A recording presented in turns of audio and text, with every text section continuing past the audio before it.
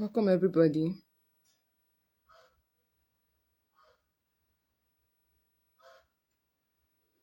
Welcome, everybody. Let me keep this thing. Okay. I hope you can see me, you can hear me.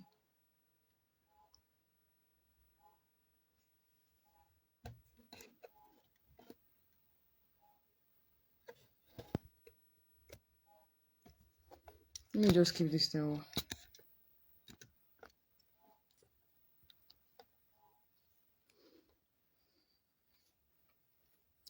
I hope you can see me and you can hear me. Okay.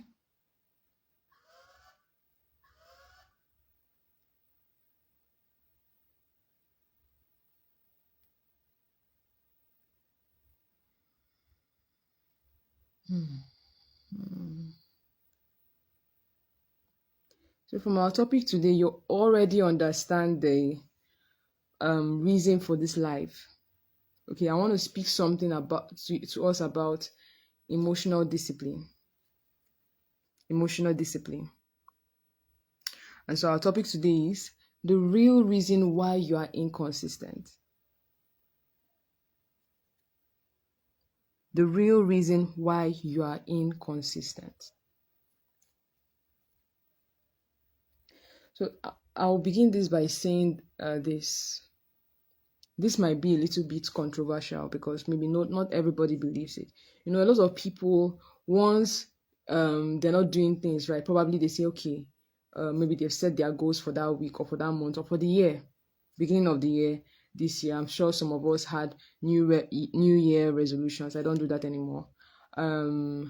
We had New Year plans, goals, and all of that. So now this is the 23rd of March. How far have you gone with your goals? What have you been doing consistently to meet up with those goals?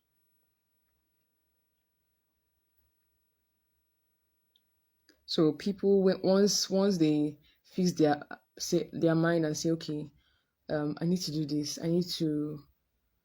It's for example, let's use something that all of us might relate with. At your house, in your house, the house chores. Maybe it's a family house, right? And you are there with your loved ones, your husband, and then they finish eating plates, and then you keep the plates. Now, you go to one person's house, and as they finish eating, the plates are washed, everything is fixed. Then at another person's house, those plates will stay there, packed up, heaped up. The night will pass, everybody will go to bed. The next morning, the plates will still be there. They will all go to school, come back, the plates will still be there.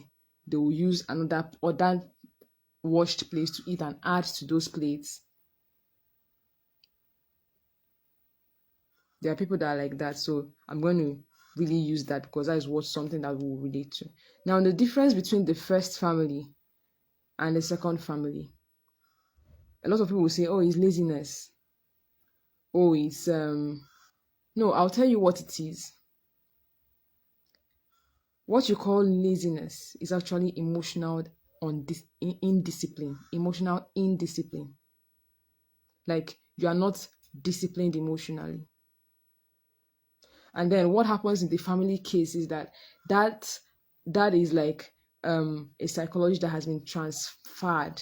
So before you know it, the leaders of that family has started it. Because believe you me, if it has been a tradition that those plates should be cleaned and now everyone will adjust. But it starts first with the leader. And that this is the reason why we all have to master self-leadership. We all have to gain self-leadership skills. Because if you cannot lead yourself right, you can't lead others right. You can't lead anything right. So yes, I know it sounds a little bit controversial. That thing you call laziness, you are a single girl, a single guy, and there's always you postponing things. Oh, I want to, not that you're doing anything at that time. You're in the house, but oh, I'm tired. Oh, I'll do it tomorrow. Oh, that's emotional indiscipline. You are emotionally undisciplined. And until you fix that, your life will keep repeating the same cycle. You start things, you stop things, you feel bad, then you start again. And that has also reflected in the workspace, in your business, in the way you run your things, those things that bring paying the bills, or those things that it still reflects that same thing. Some of you have said, okay, you do this and do that to maintain consistency online, probably content creation, if that's your goal for the year. What have you done so far? Because it's different if you say, if you don't have any content creation goal for that year, or if you don't have anything that actually has to do with content creation. But if you do, what have you been doing consistently to meet with that goal? And then people will say, I have a very serious problem with being consistent online. I've tried, and it's not. Until you fix that emotional indiscipline, your life will keep repeating the same cycle. And it's not just about that content creation. In any other thing that you set to in your life to do, you see yourself consistently being inconsistent. If you've ever told yourself that, I'll be consistent this week, I'll wake up early, I'll focus on my goals, and you didn't follow through, then this session is for you. This session is for you. Okay? In this session, I'm going to show you why you are actually inconsistent, what's really controlling your behavior, and how to start fixing it. Most people think that their problem is not laziness. Most people think that your problem is laziness, rather, but it's not. Laziness is just the label that you give yourself when you don't understand your behavior. But the real problem is that you don't understand your emotions and you don't know how to handle your emotions. Every time you say, I don't feel like it, you say, I'll do it later, I'm tired, I'm not in the mood. All of these things they are all associated with feelings. I don't feel like it. Okay, I'll do it later. Because you don't feel like. Can you hear me now? Sorry that our broadcast was interrupted. I'm tired. I'm not in the mood. What does I'm not in the mood mean? It's I don't feel like it. It's emotions. It's not logic. They're trying to explain everything away. It's not logic. That dating pot, you can watch it now. You can stand up from your bed literally instead of watching movie or going through social media or just looking for who you call or trying to think about where next to be. You can get into the kitchen now and just do it.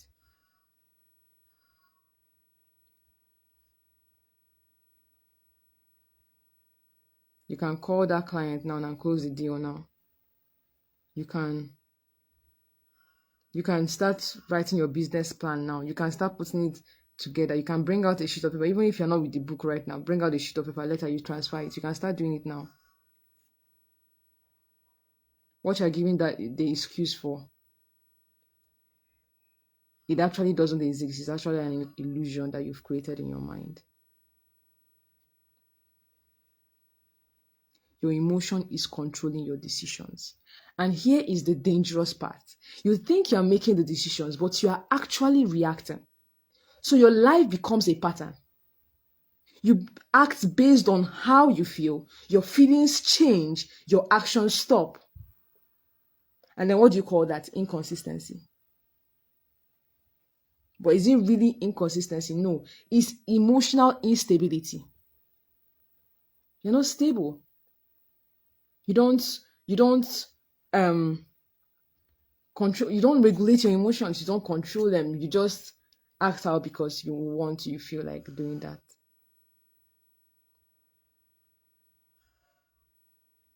It's like in a family. I also use a family, for example. And then you see the leader of the home who always comes in and acts based on whatever he faced outside the home. So you go in and probably you had a bad day. That is when things got ruined. That is when someone insulted you in the office. You now come back to the house. The place is so tense, it's heated because you arrived. Nothing is good. Nothing works out. Everybody gets it, from your spouse, your kids. Because you are emotionally, you can't regulate your emotions. You don't have that emotion, that emotional regulation. The people that you claim to be leading, they will never follow you. It's just a subconscious thing. You're unstable. People repel from instability. When you just notice that you're like that, if you come back, they will just do things because you are there. But that makes you a very bad leader, because guess what? You don't have influence over them. Like, the first future of a leader is influence. That is the power you have as a leader. That you're influencing those that follow you. So you cannot build influence without emotional stability, without emotional mastery. You can't. You want to build influence online, you can't. Those people, those followers,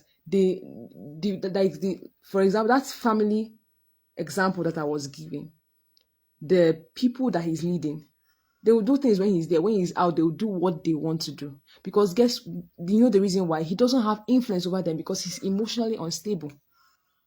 I used to have a boss like that. I used to have a boss like that years ago. That he'll come in and he's so, like, he had no regulation over his emotions. So he'll just come in, the atmosphere will change simply because of what is going on at home. No emotional regulation. Everybody will get it hot that day. It's very emotionally unstable. Like the water, like, I couldn't stay under him. There are 3 ways to handle something that is toxic, what you claim as toxicity, or maybe what you claim as. One of the ways to handle this is avoid. Another way to handle it is you adapt to it. And whether you avoid or you adapt is depending on the situation. So it's something you can change. So at that point, as I was at a level at my career where that was not a permanent place. I was only meant to work under him for 3 months before moving over to the next place. And it was impossible to pull out, because once they put you into that department, you have to complete it. So I had to adapt. But guess what? I already knew that this is not someone to follow. In that department, even if I was going to specialize in that unit, it won't be under his guidance or under his supervision. I'll look for someone with a better emotional state, a better emotional stability.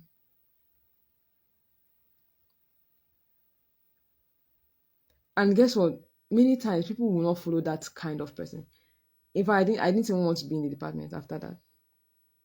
I learned a lot, but I didn't want to be in the department after that. So you see, people, you repel people. They don't need that.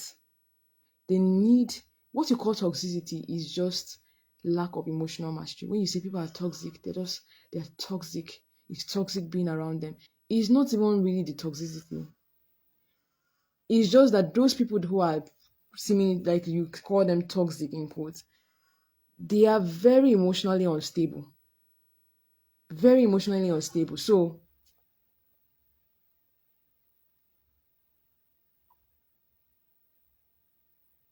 let me break something down for you. Every behavior in your life follows this pattern. It starts with triggers. For every behavior in your life, everything you exhibit, it starts with a trigger. Something triggered it. Then from a trigger, the next thing you get is an emotion. You feel somehow, the trigger will cause an emotion. Then the emotion will cause an action. And then the action will bring result. And guess what? For these processes, for this the way it's going from trigger to emotion to action to results, you have power over them. You have power over them. If you know, because definitely when there's that negative trigger and it brings that negative emotion, definitely you acting on the negative emotion will get you a negative result. That's the principle. But then you can take charge of the situation before it becomes an action. You want to determine the results or the outcome of any situation in your life. You attack it at the level of emotion before it gets to action, so that you can get that positive result that you want. Let's make it real. You want to work, but you feel tired, and then you carry your phone and you start scrolling your phone. You feel overwhelmed, so you avoid the task. You feel uncertain, so you procrastinate. So what is actually controlling your life? It's your emotions. It's not your goals, it's not your plans, it's not not your intentions. It's your emotions, and that is why you are stuck. That is why in your business you are stuck. That is what is costing you customers. You know that by now you should have scaled, but you're inconsistent. And guess what? The more inconsistent you are, the more it makes you not to, you don't have trust in yourself. And from there you lose confidence. So if you're not confident about that business, if you're not confident, you won't know how to even put, you won't know how to tell about your product confidently. Let me ask you a serious question. How many opportunities have you missed because you felt afraid? Remember that fear is an emotion. Because you felt unsure. You felt unmotivated. How many money, God, English, help me. How much money have you lost? How much money have you not made because you couldn't stay consistent? Do you know that inconsistency kills relationships? Do you know that it kills relationships? Do you know that for you to even have the right association to thrive, because your circle actually affects your outcomes. Your circle affects your results. It affects your outcomes. It affects your business. It affects every area of your life, because your circle, it influences your subconscious mind, your thoughts, and it reflects. It will produce the kind of life that you begin to live, or the kind of life that you're living already. So you are planning to have to nurture priceless relationships that you know that are assets. You can't do that by being inconsistent. You can't do that. How many relationships have you lost or have been affected? How many of your relationships have been affected because you reacted emotionally? You just reacted because you felt in a particular way. You just felt like reacting. You just felt, I'm tired, chef, you should go sleep. Like,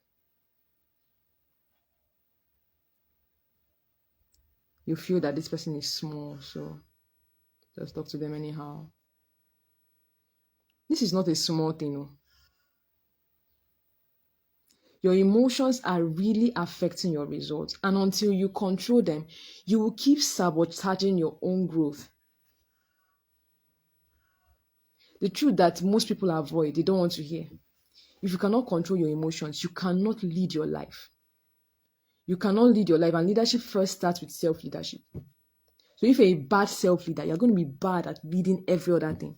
If you cannot lead your life, you cannot control your emotions, that means you cannot lead your life. You cannot lead your life, that means you cannot lead a business. You can't lead a team. You can't lead a relationship. You can't even lead a family. You can't lead your kids. You can't lead them right. You can't lead anything meaningful. Because leadership starts with self-leadership. But here is the good news. Emotional discipline is not something you are born with. Nobody was born with it. It's something that you can build. Some people, we are privileged to be born into family where emotional discipline is the culture. Some people, we are privileged. You're not born with emotional discipline, but when they come out, it feels like they are born with it, because right from when you knew the person, this is how they have been. No, they are just privileged to be born into families where emotional discipline is the culture. You can make emotional discipline the culture in your home. It is something that you can build in your life personally. When you understand your emotional patterns, you understand your triggers, you understand your reactions, you can start changing them.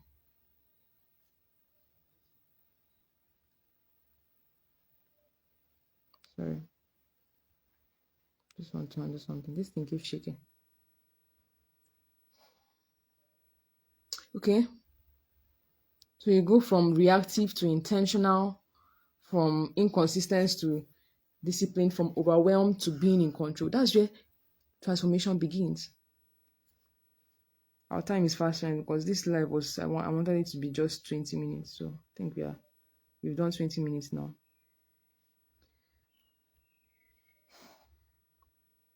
So this is the importance of emotional mastery. And so what I realized was how much professionals needed this, how much the entrepreneurs, the young professionals, the leaders, how much they needed this. So that is why I'm doing this. And I've already put together a course. The free version used to be emotional maturity, Peter Pisamakwe. Now I've brought it to the professional level. We are bringing this emotional mastery to that place where you with emotional mastery, you can increase productivity in your business, in your workplace, with your boss, with people around you, because it's necessary. So I created the emotional mastery certification course because most people are trying to fix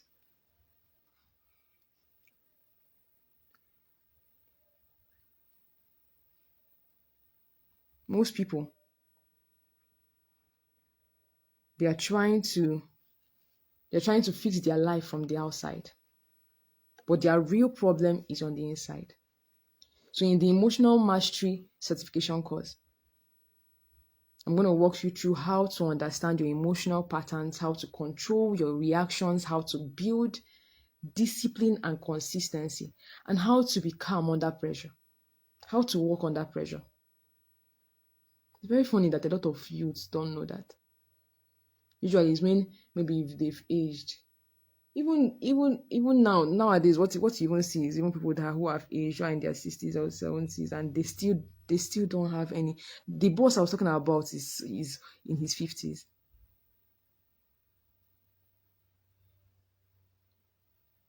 So sad. So how to be calm under pressure, how to manage conflicts and overwhelming situation. It's not motivation. This is behavioral transformation. How do you apply this to your life so that you can increase productivity? So here is what I want you to do. If you've watched this and you've realized that you are the one who's been holding yourself back, then don't ignore it. I want you to send me a message right now. Just type master, because you want to master your emotions. So MASTER, master. And I'll send you the details of the program, because the truth is very simple. If you don't fix this, nothing changes. But if you do, everything changes. If you do, everything changes.